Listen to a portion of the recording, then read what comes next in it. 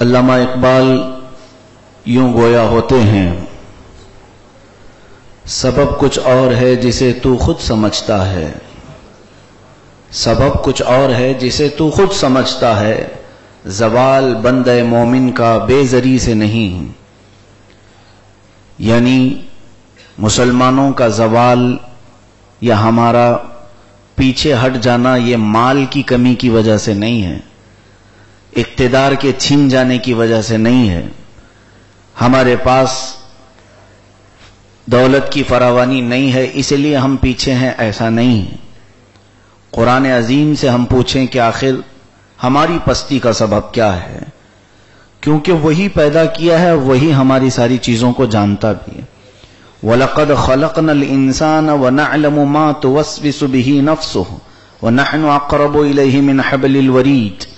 رب تعالیٰ فرماتے ہیں ہم نے انسان کو پیدا کیا اور اس کا نفس کیا کیا وسوسے کرتا ہے میں خوب جانتا ہوں، اور میں تو تم سے شہرگ سے زیادہ قریب ہوں۔ اللہ فرماتا ہے تمہاری جانوں سے زیادہ میں تم سے قریب ہوں، تمہارے دلوں میں گزرنے والے خیالات سے بھی میں واقف ہوں۔ یعلم خائنۃ الاعین وما تخفی الصدور، تمہاری آنکھیں جو خیانت کرتی ہیں اور جو دل تمہارا چھپاتا ہے، رب فرماتا وہ بھی میں تمہیں جانتا ہوں۔ عزیزان گرامی، اس کا سبب قرآن عظیم نے جو فرمایا، پچھلے ہفتے بھی میں نے اس آیت کی تلاوت کی تھی۔ رب ذوالجلال فرماتا ہے اپنے حبیب پاک صلی اللہ علیہ وسلم سے، اپنے محبوب سے، ارأیت من اتخذ الہہ ہوا، اے محبوب کیا آپ نے نہیں دیکھا کچھ ایسے لوگ جنہوں نے اپنی خواہشات کو اپنا خدا بنا لیا ہے، ان کی خواہش جو کہے وہ کرنے لگ جائیں۔ خدا کا مطلب یہ ہوتا ہے جس کی فرمان برداری کی جائے، جس کی اطاعت کی جائے، ہماری طبیعت جو چاہے وہ کرنے لگ جائے، تو ایسے بندے کو رب تعالیٰ فرماتا ہے یہ خواہشات کا پیروکار ہے، ان خواہشات کا بندہ ہے، اس نے اپنے نفس کو اپنا معبود بنا لیا ہے۔ حدیث پاک رسول کریم صلی اللہ علیہ وسلم ارشاد فرماتے ہیں جھوٹے خداؤں میں جو دنیا میں بنے ہیں، جھوٹے خدا جو لوگوں نے بنا رکھے ہیں، پتھروں کے بنائے ہیں، درخت کو بنائے ہیں، حتیٰ کہ ہمارے ملک میں کوئی چیز باقی بھی نہیں رہی ہوگی جس کو خدا نہ بنایا گیا ہو، ہر چیز کو، چوہا بلی جانور سارے تو خدا ان کے سامنے بن گئے۔ رسول کریم صلی اللہ علیہ وسلم ارشاد فرماتے ہیں زمین پر لوگوں نے جن کو خدا بنایا ہے ان کی اگر تعداد دیکھی جائے، سب سے زیادہ کس چیز کو خدا بنایا گیا، یعنی ہندوستان میں کیا کسی پتھر کی مورتی کو سب سے زیادہ پوجا جا رہا ہے، یا پھر کسی درخت کی سب سے زیادہ عبادت ہو رہی ہے، یا پھر کسی سانپ بچھو جانور کی سب سے زیادہ عبادت ہو رہی ہے؟ دنیا میں کون ہے؟ رب ذوالجلال حقیقی خدا ہے، میں جھوٹے خداؤں کی بات کر رہا ہوں جسے لوگوں نے بنایا۔ اللہ کے نبی صلی اللہ علیہ وسلم فرماتے ہیں جھوٹے خدا جنہوں نے انسانوں نے بنایا اس میں سب سے زیادہ اگر کسی کی پرستش ہوتی ہے، پوجا ہوتی ہے، تو وہ نفس کی ہے، اپنے خواہشات کی ہے۔ تقریباً انسانوں نے اس نفس کو اپنا خدا بنا لیا ہے، جو یہ چاہیں وہ کرنے لگ جائیں۔ میرے عزیزو، اس نفس امارہ نے آج کہیں کا نہیں چھوڑا۔ میں تاریخ کے اوراق پڑھ رہا تھا، عیسائی اور یہودیوں میں کچھ مشنریز کام کرتی ہیں، ان کا صرف ایک مقصد یہ ہوتا ہے کہ دین سے جو متعلق بندہ ہے اسے دور کر دیا جائے۔ اس پر تو وہ لاکھوں کروڑوں خرچہ کرتے ہیں۔ عیسائی تو تبلیغ کرتے ہیں، عیسائیت میں بلاتے ہیں، یہودی تبلیغ نہیں کرتے لیکن خراب کرتے ہیں۔ 25 عیسائیوں کی جماعت نے ایک چھوٹا سا لٹریچر جس میں مضمون میں یہ لکھا ہوا تھا، ان پر ان کی جماعت نے کئی کروڑ خرچہ کیے کہ مسلمانوں میں سے یا دوسرے لوگوں میں سے تبلیغ کر کے انہیں عیسائی بنایا جائے۔ تو انہوں نے تقریباً 10 سال خدمت کی ہے کئی ملکوں میں۔ خاص طور پر وہ عراق کی بات لکھتے ہیں کہ 10 سال تک 25 ایسے اسکالرز کو چھوڑا گیا تھا تبلیغ کر کے تم انہیں عیسائی بناؤ، لیکن 10 سال کے اندر انہوں نے کسی کو عیسائی نہیں بنایا۔ واپس 10 سال کے بعد رپورٹنگ کے لیے جب اپنے وہ گرو گھنٹالوں کے پاس بیٹھے ہیں تو ان کی سرزنش ہو رہی تھی، ان کو ڈانٹ پڑ رہی تھی، تمہارے اوپر کروڑوں کا خرچہ ہو گیا 10 سال میں، تم نے ایک بھی عیسائی نہیں بنایا؟ انہوں نے جواب میں لکھا ہے کہ ہاں یہ بات تو ہے کہ ہم نے کسی کو عیسائی نہیں بنایا، لیکن اتنا دعوے کے ساتھ کہتے ہیں کہ ہم نے کسی کو مسلمان بھی نہیں چھوڑا، کوئی ان میں مسلمان بھی باقی نہیں رہ گیا۔ یعنی جس علاقے میں ہم کام کرتے رہے، عیسائی اگرچہ انہیں نہیں بنا پائے لیکن پکا مسلمان بھی انہیں رہنے نہیں دیا۔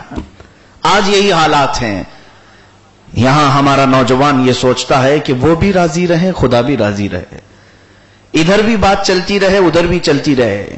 قرآن میں اللہ فرماتا یا ایھا الذین آمنوا ادخلوا فی السلم کافہ ولا تتبعوا خطوات الشیطان، اے ایمان والو اسلام لائے ہو تو پورے اسلام میں آ جاؤ، شیطان کی پیروی نہ کرو۔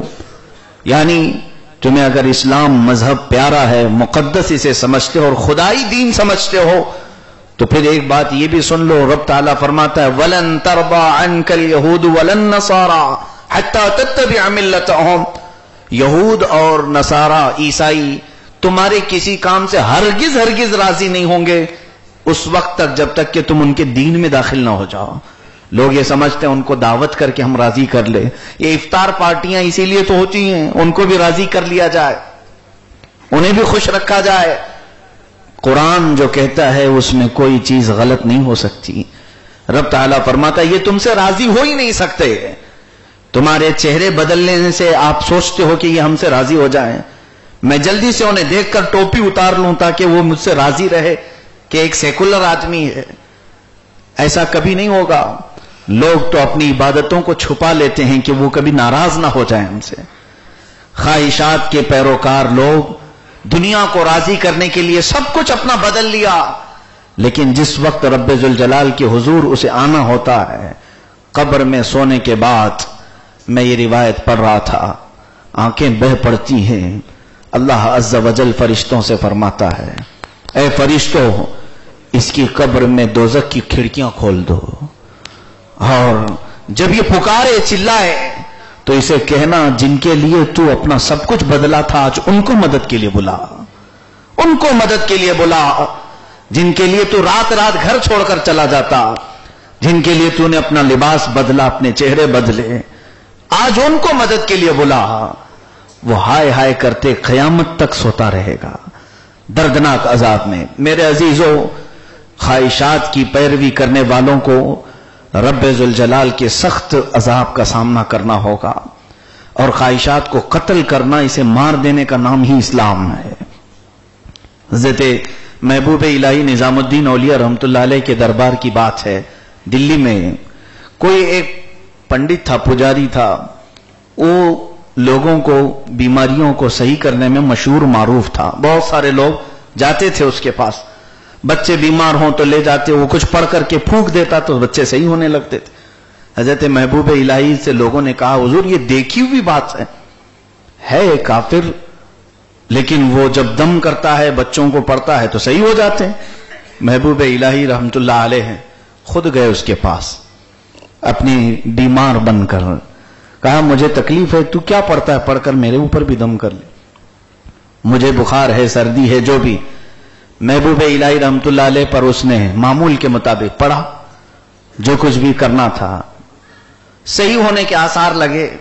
تو حضرت نظام الدین اولیاء نے پوچھا بتا تیرا کیا ایسا عمل ہے کہ زبان سے پڑھتا ہے تو صحیح ہو جاتا ہے، ایسا کون سا عمل ہے تیرا؟ سنو مسلمانوں، تپسیا کرنے والے لوگ ہوتے ہیں ان میں بھی۔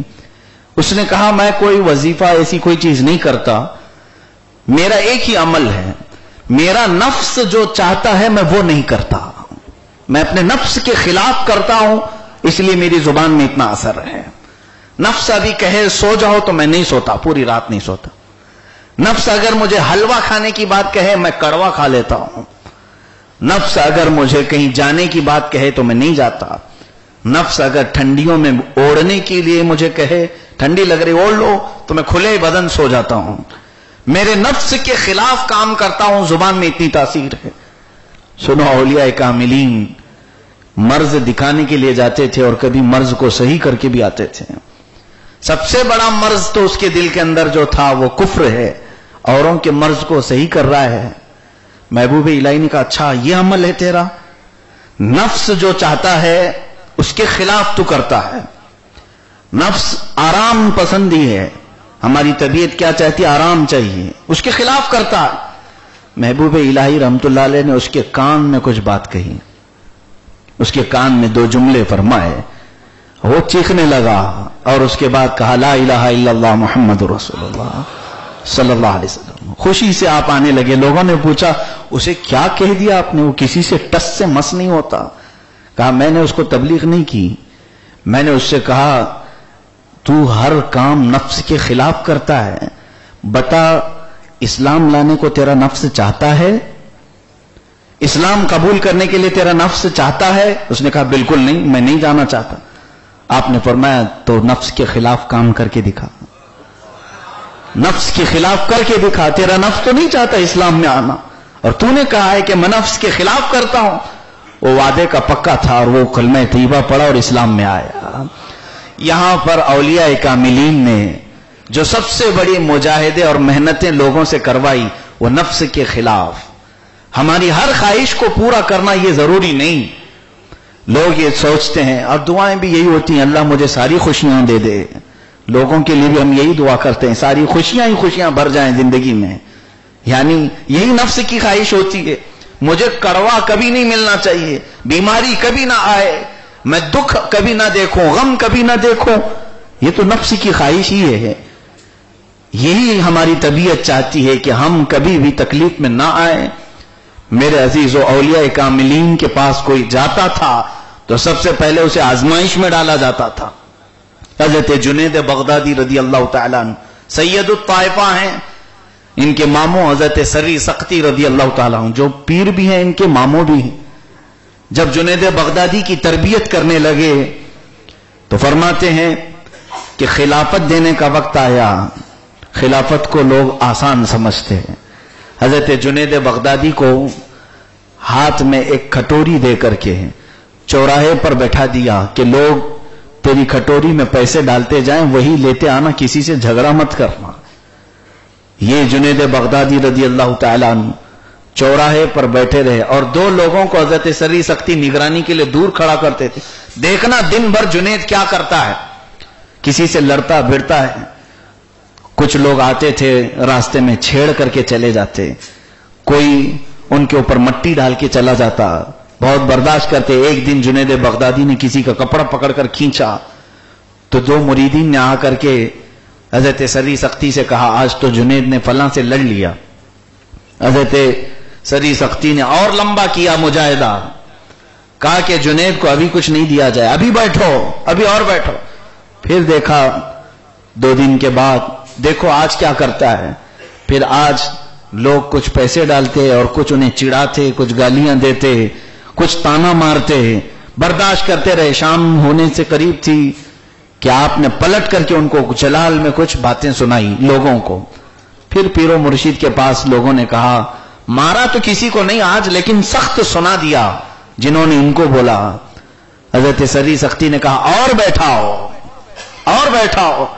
پھر چند دنوں کے بعد لوگوں نے آ کر کے کہا حضور آج تو غضب ہو گیا، جنید پر لوگوں نے پتھر بھی مارے، دھول بھی ڈالی، کپڑے بھی پھاڑے، یہاں تک کہ پیشانی پر بھی زخم ہے، لیکن نہ کسی سے لڑا، نہ کسی کو کچھ اف تک کہا. حضرت سری سختی نے اپنا امامہ اتارا اور جنید بغدادی کو پہنایا. کہا آج تم نے نفس کو مارنے کا کام مکمل کیا ہے. میرے عزیزو، اولیاء کاملین کا طریقہ ہی یہ رہا ہے. اب میں چلوں اپنے حالات کے اعتبار سے، ہم جو چاہیں وہ ہمارے سامنے ہو جائے، ہماری طبیعت جس کو پسند کرے وہ ہمیں مل جائے، یہی ہماری خواہش. اس بات کو لے کر کے تو گئی گھر ٹوٹتے ہوئے ہم نے دیکھا. کچھ بیویاں صرف اس لیے خلا کا مقدمہ لے کر کے آتی ہیں میری خواہشات پوری نہیں کرتا، میرے سامان مانگی ہوئی چیزیں نہیں لا کر کے دیتا، میرا شوہر میرے لیے کپڑے صحیح لا کر کے نہیں دیتا، محلے والے سب اچھے کپڑے پہنتے ہیں مجھے یہ نہیں پہنا پاتا. شادی کرنے کے بعد کچھ عورتوں کی خواہشات جس کا بند ٹوٹ جاتا ہے. ارے ہمارے پاس ایسی شکایتیں بھی تھیں، میک اپ سیٹ نہیں آتا اس کے ذریعے سے، شادی ہو کر اتنے سال ہو گئے اس نے ایک بالی نہیں پہنایا. انہی تمام چیزوں کو دیکھ کر گھر ٹوٹتے ہوئے ہم نے دیکھا. اللہ کے نبی صلی اللہ تعالی علیہ وسلم، رسول کریم صلی اللہ تعالی علیہ وسلم اپنی لخت جگر زہرا کو جس گھر میں بیاہ کر کے دیا تھا، مولا علی شیر خدا رضی اللہ تعالیٰ عنہ کے، اور وہ علی مرتضی حضور پاک صلی اللہ تعالی علیہ وسلم کے داماد، کائنات کے سب سے عظیم دولہا اگر کوئی ہیں تو وہ مولا علی شیر خدا ہیں، جن کے عقد میں جنتی خواتین کی سردار آئی ہیں، لیکن حالات ایسے تھے، دن بھر مزدوری کرتے تھے ایک یہودی کے کھجوروں کے باغیچے میں، اور 2 درہم صرف تنخواہ لے کر کے آتے تھے، جس سے تھوڑا آٹا آتا تھا، گوندھی جاتی تھی تو 5 روٹیاں بنتی تھی۔ یہ حضرت علی رضی اللہ تعالیٰ عنہ کی مزدوری۔ آج ہمیں بہت ساری چیزیں چاہیے، خیر اپنی بیٹیوں کو اچھی جگہ دینا، لیکن ان کو صبر سکھا کر کے دو کہ اللہ تعالیٰ نے تیرے مقدر میں جتنا رکھا ہے انہی چیزوں کا شکر کرتی رہ جا، اللہ مزید دینے کا وعدہ فرماتا ہے۔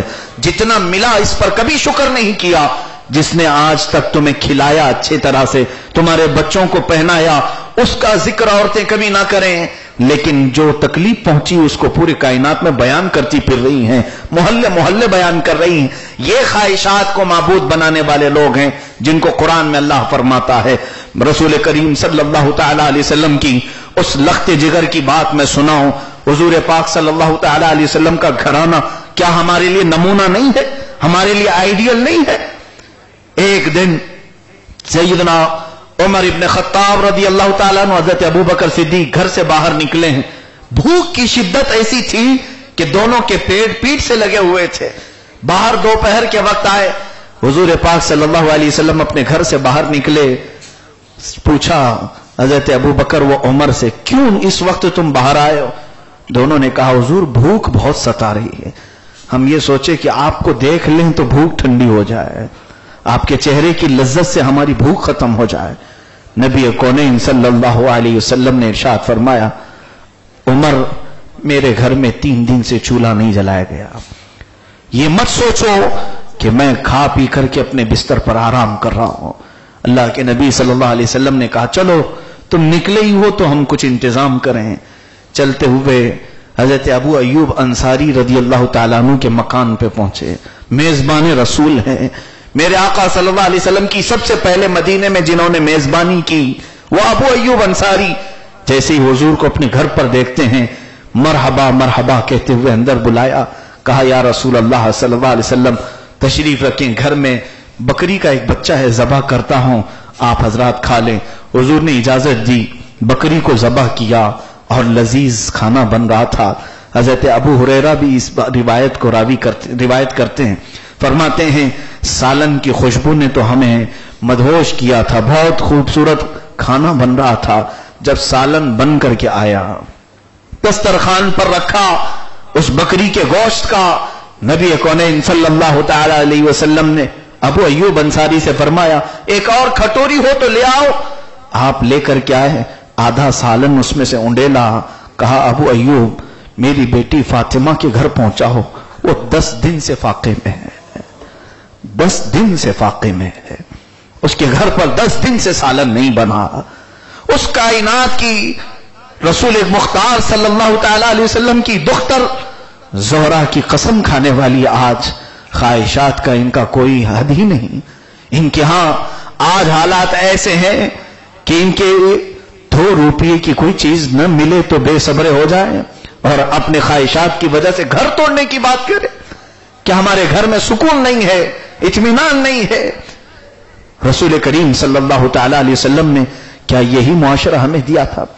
میرے عزیزوں، آج بچوں کی ہر خواہش کو پوری کرنا باپ سمجھتا ہے یہ میری زندگی کی سب سے بڑی چیز ہے، دن بھر پسینے کما کر کے لا رہا ہے اور اپنی صحت کو گنوا رہا ہے۔ بچے نے محلے میں کسی امیر زادے کے بڑے قیمتی کھلونے کو دیکھا، باپ سے لپٹ گیا، کہا مجھے بھی ویسا کھلونا چاہیے۔ باپ کی تنخواہ 5000 ہے اور یہ کھلونا 7000 کا مانگتا ہے۔ باپ منع نہیں کیا، ادھر ادھر سے قرضے لے کے آیا کہ بچے کو خوش کر دوں، بچہ میرا مانگ رہا ہے کہیں سے لے آؤ۔ 7000 کا کھلونا کئی لوگوں سے قرضے کے بعد دے دیا، دلا دیا۔ تم کیا سمجھتے ہو تمہارے بچے کو تم نے خوش کر دیا؟ تمہارے بچے کو تم نے محبتوں بھرا تحفہ دے دیا. قسم رب ذوالجلال کی، یہ خواہشات کا بند موت تک نہیں ٹوٹے گا. تم پوری دنیا اس کے قدموں میں لا کر رکھ دو، تم سے وہ کبھی راضی نہیں ہوگا. اس کی خواہشات اور بڑھتی جائیں گی. باپ یہاں پر قاتل بنتا جا رہا ہے، دشمن بنتا جا رہا ہے. اپنے بچوں کا ہونا یہ چاہیے، تمہاری استطاعت میں نہیں تھا، بچوں کو صبر کی تعلیم دے دیتے ہیں، قناعت کا درس دیتے، اس سے یہ آخرت کا تصور دلاتے. بیٹا چند دن صبر کر لے، اللہ تبارک و تعالیٰ تجھے اس سے بہتر کھلونا نصیب فرمائے گا، اس سے بہتر چیز عطا کرے گا. سیدہ فاطمۃ الزہرا ایک مرتبہ حضور کے دربار میں آئی ہیں. جنگ بدر کے بعد حضور بہت سارے جو قیدی آئے تھے ان کو غلام بنا کر تقسیم کیا جا رہا تھا، غلام بانٹے جا رہے تھے. سیدہ بھی آ گئیں. حضرت علی نے کہا جاؤ اپنے ابا سے غلام مانگ کے لاؤ، گھر میں سارے کام تم خود کرتی ہو، چکی پیستی ہو، پانی بھرتی ہو، دیکھو تمہارے ہاتھوں میں چھالے پڑ گئے. آئی اپنے والد گرامی کو بتانے لگی ابا جان چکی پیستے پیستے ہاتھوں میں چھالے پڑ گئے اور رسی سے کنویں سے پانی کھینچتی ہوں تو ہاتھ پورے سوج جاتے ہیں. یا رسول اللہ صلی اللہ علیہ وسلم سب کے پاس ایک ایک غلام ہے، آپ بانٹ رہے ہیں، مجھے بھی ایک غلام عطا فرما دے. آج نیتاؤں کے گھر تو خوشیوں سے بھرے ہوتے ہیں، جن کو کرسیاں ملی ہیں ان کے پاس دولت کی کوئی کمی نہیں ہے، انہوں نے دنیا کی ساری خوشیاں سمیٹ رکھی ہیں.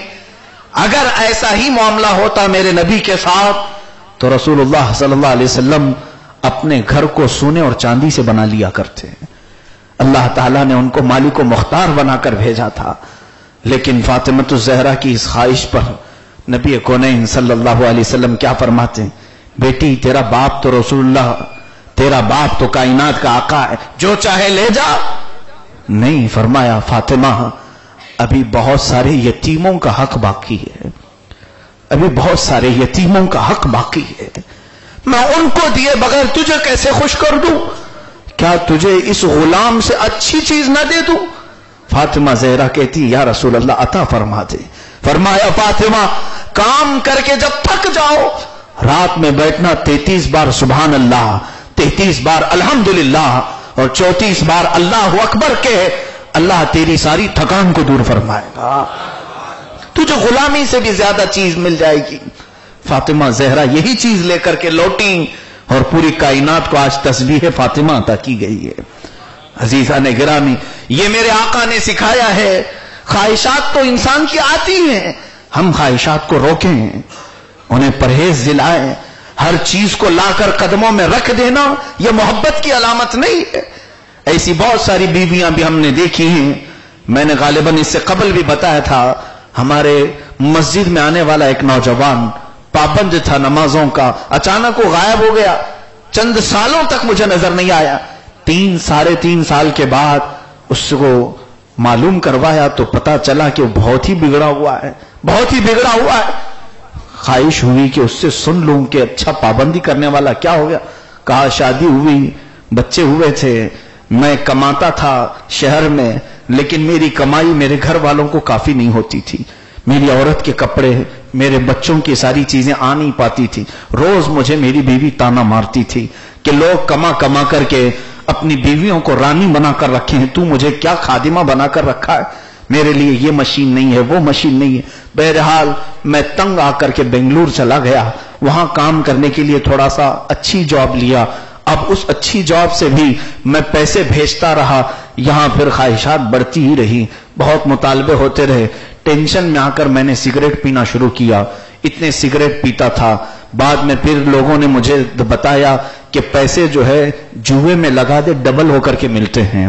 تو میں پیسے لے کر جوئے میں لگانے لگا. ایک بار تو ڈبل ہو کے ملے، پھر اس کے بعد خسارہ ہی خسارہ، نقصان ہی نقصان ہونے لگا. میری ایسی لت پڑ گئی کہ جوئے کے لیے میں قرضے لے کر کے ڈالنے لگا.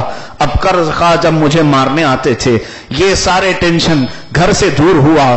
پھر مجھے شراب کی عادت لگی، میں شراب پی کر کے کٹوں پر پڑا رہتا.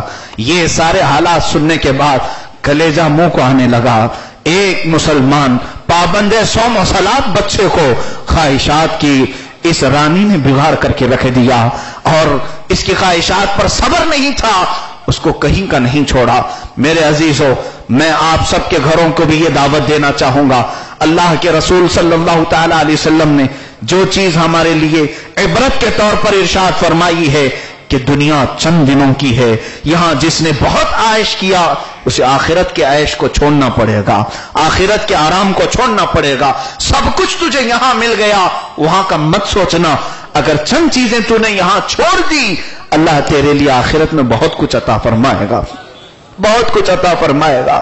حضرت ابھی یہاں خواہشات کی بات کرتا ہوں، امام حسن بصری کی بات سنی ہوگی آپ نے۔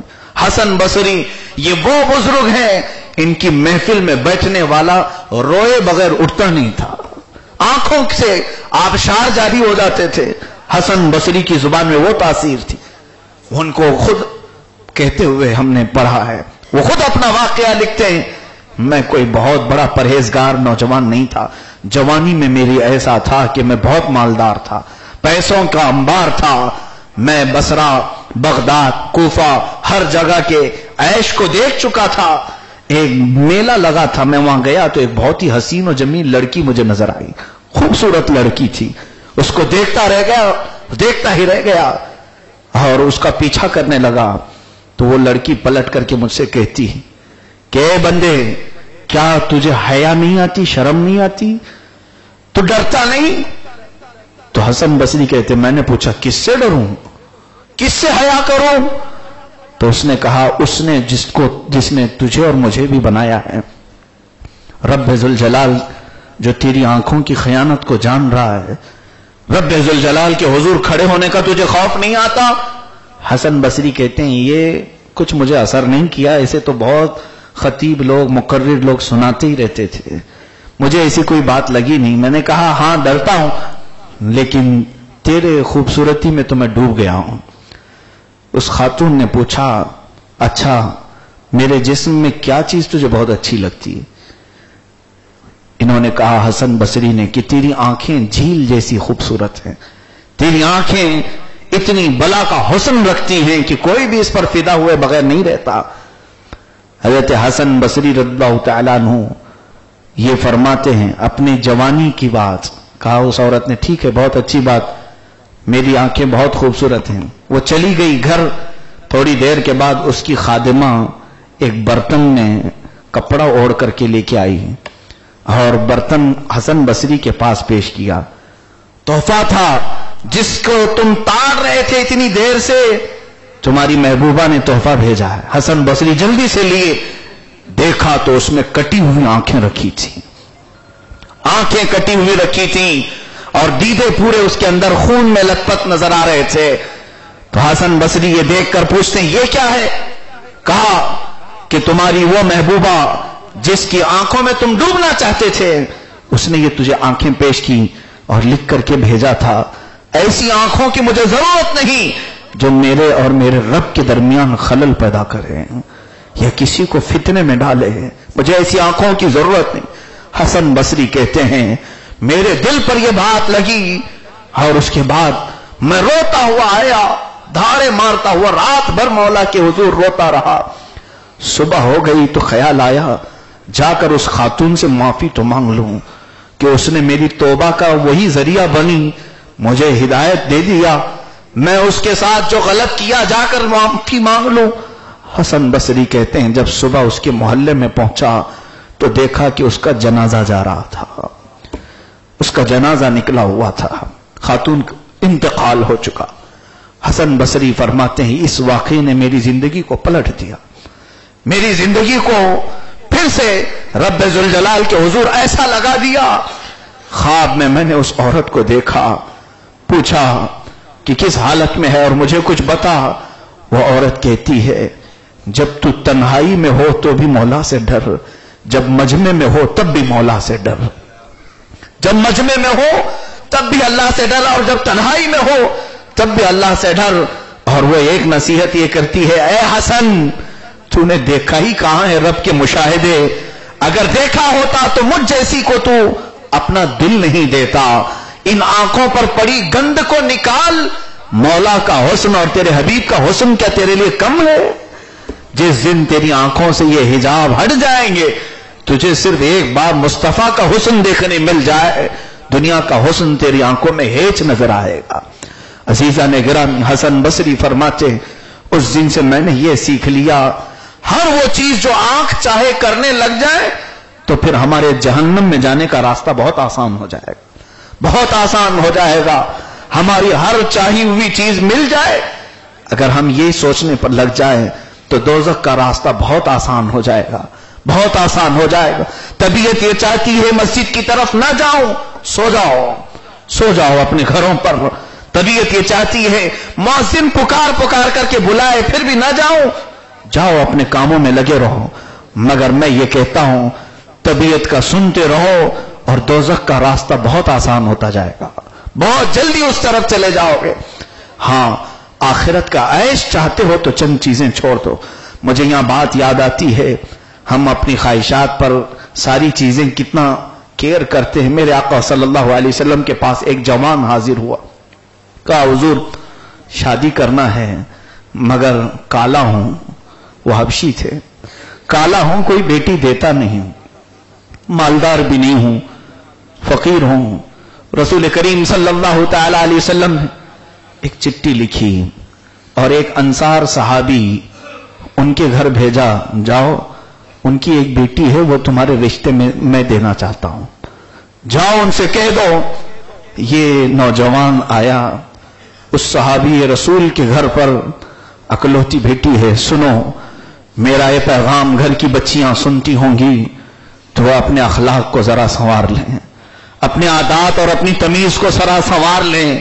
میرے آقا نے کون سا معاشرہ ہمیں دیا تھا؟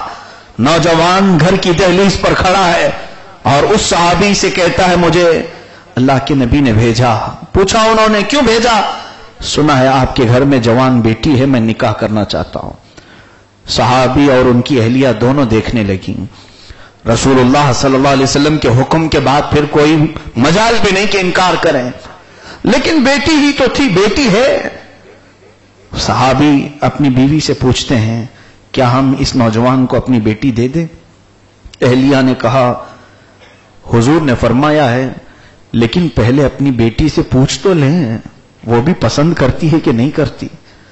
اور جہاں تک مجھے لگ رہا ہے وہ لڑکی جس کے ہاں یہ رشتہ گیا مدینے کی سب سے حسین و جمیل لڑکی ہے، خوبصورت لڑکی۔ ماں اور باپ نے کہا ہماری بیٹی شہزادیوں کی طرح خوبصورت ہے، چلو رسول اللہ کے ہاں جا کر کے پوچھ تو لیں، بات کر لیں، کیا کوئی اور بھی رشتہ ہو سکتا ہے آقا اس کے برابر کا ہماری بیٹی کا؟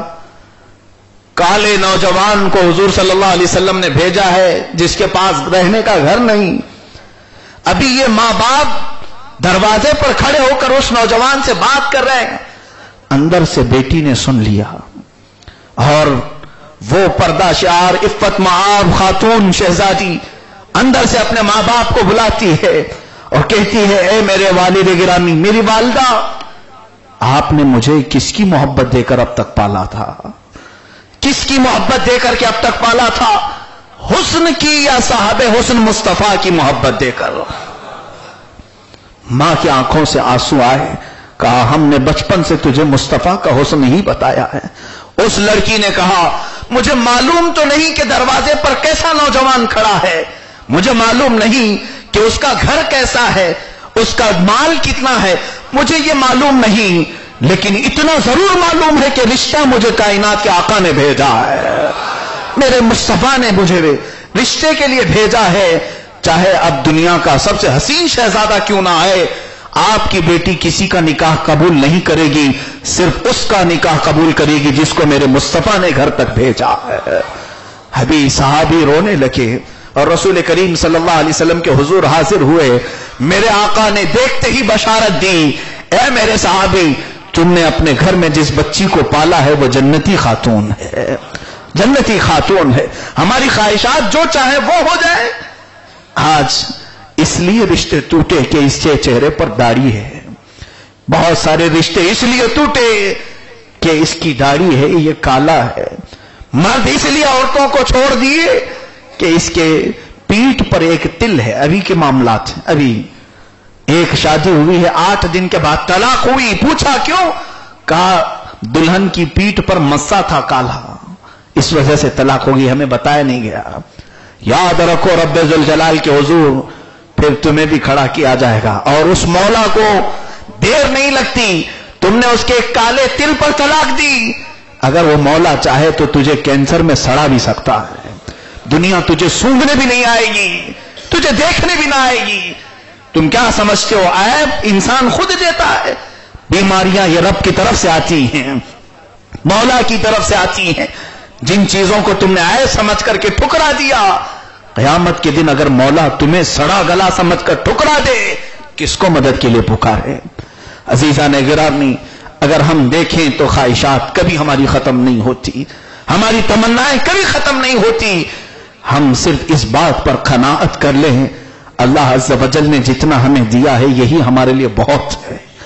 اور شکر کی زندگی اتنی پیاری ہے. بنی اسرائیل میں ایک نوجوان اور ایک لڑکی دونوں محبت کرتے تھے. یہ کیسے لوگ ہیں؟ محبت کرتے تھے اور دعا بہت کیے کہ اللہ ہمارا نکاح آپس میں ہو جائے. نکاح ہو گیا. نکاح ہونے کے بعد اس کو امام غزالی نے لکھا ہے, عورت رات میں کھڑی ہو گئی کہ بہت محنت کے بعد مولا نے, بہت دعاؤں کے بعد مولا نے مجھے اچھا دولہا, میرا محبوب مجھے دے دیا ہے. تو شکرانے کے لیے کھڑی ہوئی. صبح ہو گئی, رات میں دونوں ملاقات نہیں کر سکے. دوسری رات آئی, پھر آپ بستر پہ جانے سے پہلے خاتون نے سوچا کہ رب کا شکر ادا کر لوں کہ میرے مانگی ہوئی چیز اس نے دے دیا, میری مانگی ہوئی چیز اس نے دے دیا. دونوں رات بھر کھڑے ہوتے تھے. اس طرح رب تعالیٰ کے شکر میں ان کے 80 سال گزر گئے.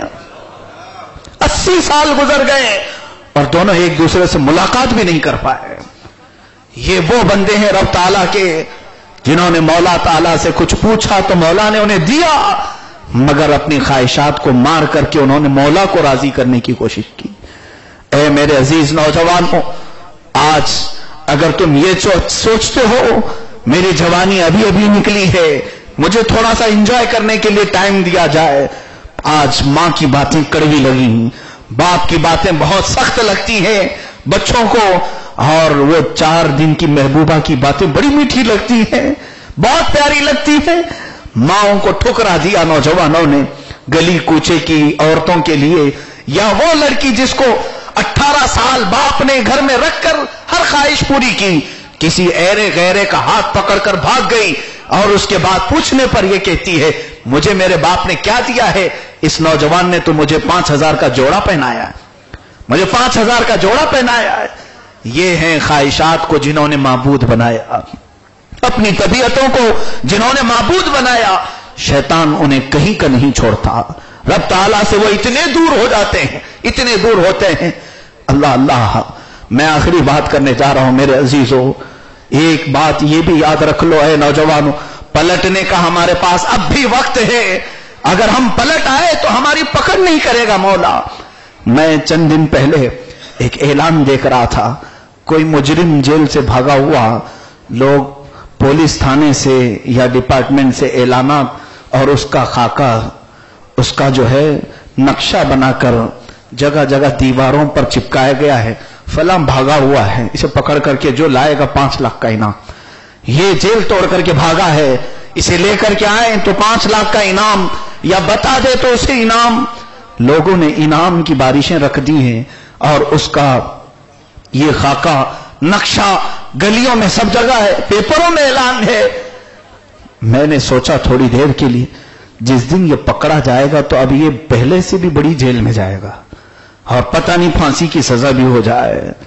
پھر تھوڑی دیر کے بعد یہ خیال آیا, قرآن کی آیت پڑھ رہا تھا, یا ایھا الانسان ما غرک بربک الکریم, اے انسان تجھے کون سی چیز نے رب سے دور کیا ہے, کون سی چیز ہے جس نے تجھے گھمنڈ میں ڈال دیا, تو بھاگ گیا ہے مولا سے. رب تعالیٰ یہ چاہے تو وہ بھی اعلان کرتا کہ میرا فلاں بندہ مجھ سے بغاوت کرتے بھاگا ہوا ہے, اے فرشتوں پکڑ لاؤ اس کو, جہاں ملے وہاں سے پکڑ کر کے لاؤ. نہیں, بھاگے ہوئے بندوں کے لیے رب تعالیٰ یہ اعلان فرما رہا ہے, اے بندے تو آ جا, تیری سب چیزیں میں معاف کر دوں گا, واپس آ جا, سب چیزیں پہلے کی معاف کر دوں گا, تجھے جو کچھ کیا ہے سب بخش دوں گا, اپنے محبوبوں میں شامل رکھوں گا.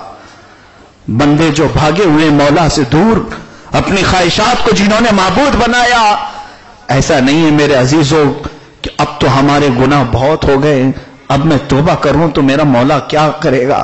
نہیں، میرے آقا صلی اللہ علیہ وسلم سے رب تعالیٰ ارشاد فرماتا ہے بنی آدم سب خطا کرتے ہیں، آدم کی اولاد سب گناہ کرتی ہے، لیکن ان میں سے مجھے سب سے زیادہ وہ بندہ پسند ہے خطا کرنے کے بعد مجھے منانے کے لیے آ جاتا ہے۔ فرشتے کہتے ہیں اے مولا یہ کتنی مرتبہ گناہ کرتا ہے، پھر توبہ کرتا ہے، پھر گناہ کرتا ہے، پھر توبہ کرتا ہے، تو اسے کچھ کرتا نہیں؟ رب تعالیٰ فرشتوں سے فرماتا ہے اے فرشتوں، وہ بار بار میرے پاس اس لیے آتا ہے کہ مجھے رحیم سمجھتا ہے۔ دنیا میں کوئی بار بار کسی سے معافی نہیں مانگتا، پہلی مرتبہ ایک بار ہو گیا، دوسری بار ہو گیا، تیسری بار جانے کے لیے اس آدمی کے پاس قدم لڑکھڑاتے ہیں، وہ اگر یہ کہہ دے کہ یہ تو تیری عادت ہے، بار بار تو کرتا ہے پھر آتا ہے۔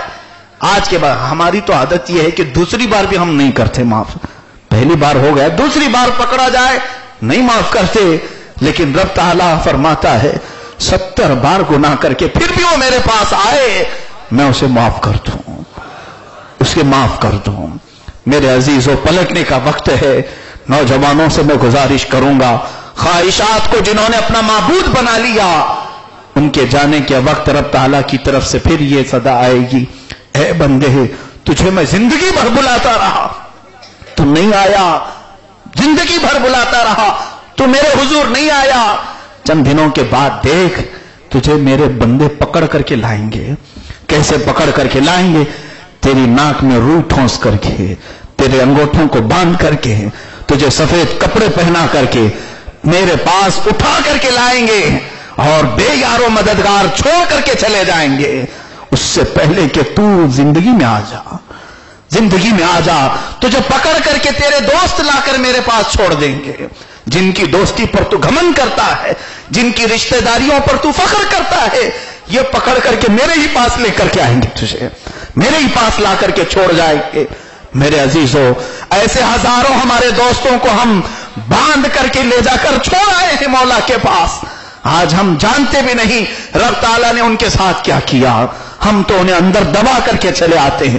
ایک دن ہمارے ساتھ بھی یہی ہونے والا ہے، مولا بلا رہا ہے حی علی الصلاۃ حی علی الفلاح، آؤ میری طرف، نماز کی طرف آؤ، بھلائی کی طرف، نہیں جانا چاہتے نہ جاؤ، تمہارے دوست ہی پکڑ کر کے لے جائیں گے، تمہارا باپ باندھ کر کے لے جائے گا، تمہارے بھائی باندھ کر کے لے جائیں گے۔ مجھے بات یہ یاد آتی ہے جب ہم اپنے ہی باپ کو اپنے جنازے میں رکھتے ہیں، سنوارتے ہیں، یہ ہمارا خیال بھی نہیں آتا کہ ہم کہاں چھوڑنے جا رہے ہیں، کہاں لے کر کے جا رہے ہیں۔ آپ نے سوچا کبھی پیٹ پر بھی باندھ دیتے ہیں میت کو، ناک میں روئی ٹھونستے ہیں اور آنکھوں میں کانوں میں ہم بند کرنے کے لیے پٹیاں لگاتے ہیں، حکم تو یہ ہے پیٹ پر وزن چیز رکھ دو پھول نہ جائے، ہم ان کے انگوٹھوں کو پیروں کو ایسے باندھتے ہیں، کبھی کبھار جنازے میں دیکھ کر لگتا ہے مجرموں کو جیسے باندھ کر کے لے جایا جاتا ہے۔ ایسے ہی ہمارا آخری وقت آئے ہے جب رب تعالیٰ کے حضور ہمیں باندھ کر کے ہمارے دوست و احباب، ہمارے رشتہ دار لے جا کر کے چھوڑیں گے، پھر یاد رکھنا اس مولا کے علاوہ کوئی قبرستان میں ہمارا نہیں ہوگا۔ دوستی اس سے کرو جو رب تعالیٰ فرماتا ہے اے میرے بندے جب ساری دنیا تجھے چھوڑ کر کے جائے گی تب میں تیری دوستی کا حق ادا کروں گا، اور تو نے جن لوگوں کو ابھی دوست بنایا سب چھوڑ کر کے جائیں گے، تیری دوستی نہیں نبھائیں گے۔ رب تعالیٰ ہمیں اپنی خواہشات کے خلاف کی توفیق عطا فرما۔ مولا تعالیٰ ہماری آنکھوں کو حیا عطا فرما، ہماری خواہشات کو ختم فرما دے، نفس امارہ کی شرارتوں سے بچا لے، رب العالمین ہمارے گھر ٹوٹنے سے بچا لے۔ اے ارحم الراحمین تو جو چاہے تو آج ہمارے سب دل میل دھل جائے۔ اے کریم خدا تو نے تو فرمایا جب میرے بندے سے میں محبت کرتا ہوں تو اپنے گھر تک بلاتا ہوں، اپنی مسجدوں تک بلاتا ہوں۔ آج جتنے تیرے اس مقدس چھت کے نیچے آئے ہیں ان سب کو تو نے ہی بلایا ہے۔ مولا دنیا میں جب کوئی بلاتا ہے تو بغیر دیے اور بغیر کھلائے واپس نہیں کرتا، تو کریم ہے مولا، تو رحیم ہے، تیرا دسترخوان وسیع ہے، جتنے آج تیرے گھر میں آئے ہیں سب کو بخشش کا کھانا کھلا دے، مغفرت کا کھانا کھلا دے، رب العالمین جہنم سے آزادی کا پروانہ سنا دے۔ اے عزیز خدا हमसे माँ से ज्यादा मोहब्बत करने वाले मौला, हमारी आंखें गैरों के हुस्न में तबाह हुई हैं, इन आंखों को जमाले मुस्तफा नसीब फरमा दे, इन आंखों को जमाले मुस्तफा नसीब फरमा दे। मौला हमारे घरों की बच्चियों को इज्जत व आबरू नसीब कर, हमारे घरों में नेक और सालेह गुलामान हसनैन करीमैन पैदा कर। मौला हमारे नफरतों को खत्मा फरमा।